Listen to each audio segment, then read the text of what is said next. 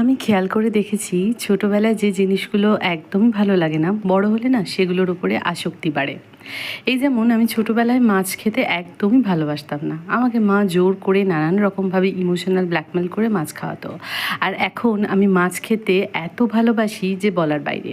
আর শুধু মাছই নয়, মাছের মাথা দিয়ে রান্না করা বিভিন্ন রকমের আইটেম, মাছের তেলের বড়া, এসব আমার ফেভারিটের মধ্যে পড়ে। অথচ রুদ্রর ক্ষেত্রে দেখেছি ঠিক উল্টোটা। রুদ্র কিন্তু ছোটোবেলাতে মাছ খেতে খুব ভালোবাসতো, আর এখন একদম ওর দু চক্ষের বিষ, ও মাছ খেতেই পারে না। আবার দেখো, ছোটোবেলাতে আমার ঘুমোতে একদম ভালো লাগতো না, মনে হতো ঘুমোলে যেন সময়টা নষ্ট হচ্ছে।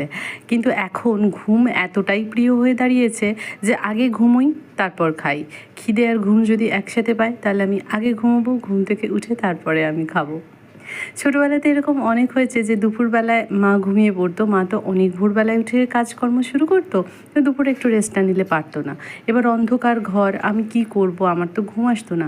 তো দরজার ফাঁক দিয়ে যে ওই এক চিলতে আলোটা আসতো, ওই এক চিলতে আলোতেই আমি বই পড়তাম। আর ছোটোবেলাতে আমার বইয়ের ভীষণ নেশা ছিল। এবার মা যেই ঘুম থেকে উঠে দেখতো যে আমি অত অল্প আলোয় বই পড়ছি, তখন বলতো চোখের মাথাটা কি খাবি। তো যাই হোক, এখন কি হয়েছে, এখন না তো বই পড়ার সময় পাই, আর যখন হাতে বইগুলো নিই তখন এত মাথা যন্ত্রণা করে বা এত ঘুম পায় যে আর বই পড়তে ইচ্ছে করে না। তো যাই হোক, আজকে আমাদের রান্নার মেনুতে ছিল, যেটা আমি রেকর্ড করিনি, সেটা হচ্ছে আমার বাবার জন্য ছোট ছোট ট্যাংরা মাছের ঝোল করেছিলাম আলু দিয়ে। এছাড়া করেছিলাম এই কাতলা মাছ সর্ষে বাটা দিয়ে, আর এটার মধ্যে আমি একটু টুইস্ট অ্যাড করেছিলাম, সেটা হচ্ছে এই ফ্রেশ ক্রিম, খেতে ভীষণই ভালো লাগে। আর করেছিলাম মাছের তেলের বড়া। এই তো শেষ, টাটা।